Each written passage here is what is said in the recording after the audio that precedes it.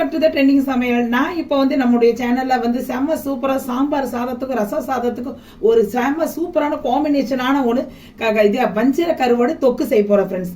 அவ்வளோ அருமையா நல்லா சூப்பரா இருக்கும், கலக்கலா இருக்கும். நீங்க சாப்பிட சாப்பிட சாப்பிட சாப்பிட சுட சுட சாப்பாட்டுல இதை போட்டு பிசைஞ்சு சாப்பிட்டானா அப்படியே கப கப கப கபன்னு உள்ள இறங்கும் ஃப்ரெண்ட்ஸ். அது எப்படி செய்யலாம்னு சொல்லிட்டு இப்போ வீடியோக்குள்ள போய் பார்க்கலாமா? வாங்க போலாம்.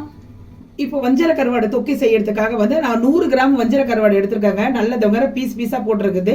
நல்ல 100 கிராம் வஞ்சர கருவாடு. இதை முதல்ல வந்து ஒரு சுடு தண்ணி ஊற்றி வச்சுக்கலாம். சுடு தண்ணி ஊற்றினாதான் இதில் உள்ள உப்பு எல்லாமே போயிடும்.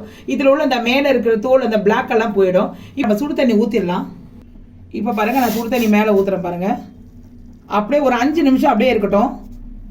இப்போ நம்ம கருவாடு தொக்கு செய்யறதுக்காக இதுக்கு தேவையான பொருளை நம்ம ஆட் பண்ணிக்கலாம். இதில் கொஞ்சம் வெங்காயம் வந்து நல்லா நிறைய ஆட் பண்ணிக்கோங்க. அப்போதான் வந்து தொக்கு சூப்பராக இருக்கும். வெங்காயம் ஆனியன் நிறையா சேர்த்தா நல்லா இருக்கும். இதில் வந்து நான் சிறுவை வந்து சேப்பரில் போட்டு நான் அரிஞ்சு வச்சிருக்கேன்.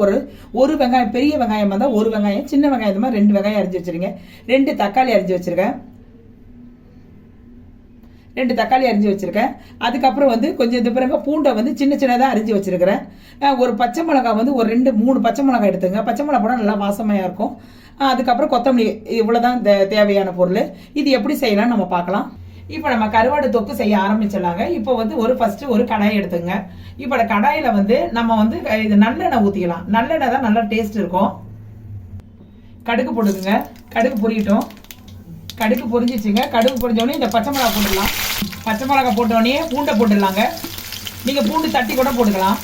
இப்போ பாருங்க, பூண்டு பச்சை மிளகாலாம் நல்லா வதங்கிடுச்சு. அது உங்களுக்கே தெரியுது.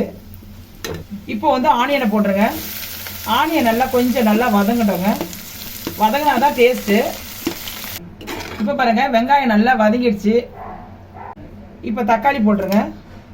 தக்காளி போட்டு நல்லா கொஞ்சம் நல்லா வதக்கட்டோங்க. இப்போ பாருங்க, நல்லா வந்து மேஷ் ஆகிட்டு நல்லா வந்து வெங்காயம் தக்காளி நல்லா கிரேவி ஆயிடுச்சு. இப்படி தான் தொக்குக்கு இருக்கணும். இந்த பாருங்க எவ்வளோ நல்லா இதாகிடுச்சு பாருங்க. நல்லா அவ்வளோ சூப்பராக ஆயிடுச்சு பாருங்க. பார்க்கும் போதே நல்லா வதவிச்சு. இதுதாங்க சரியான பக்குவம். இந்த மாதிரி நல்லா கிரேவியாக இருக்கணுங்க. இந்த பாருங்க தொக்கு மாதிரி தொக்கு பதத்துக்கு வந்துச்சு பாருங்க. இந்த நேரத்தில் நம்ம மசாலா ஆட் பண்ணிக்கலாம். இப்போ வந்து மிளகாத்தூள் ஆட் பண்ணிக்கலாம்.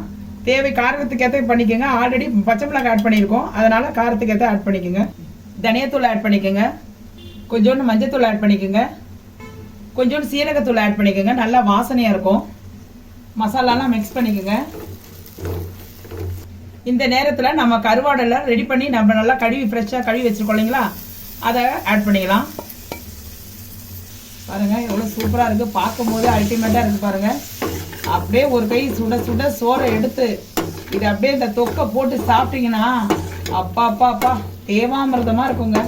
அப்படியே இதை பாருங்கள், இந்த கருவாடு அப்படியே இருக்குதுங்களா.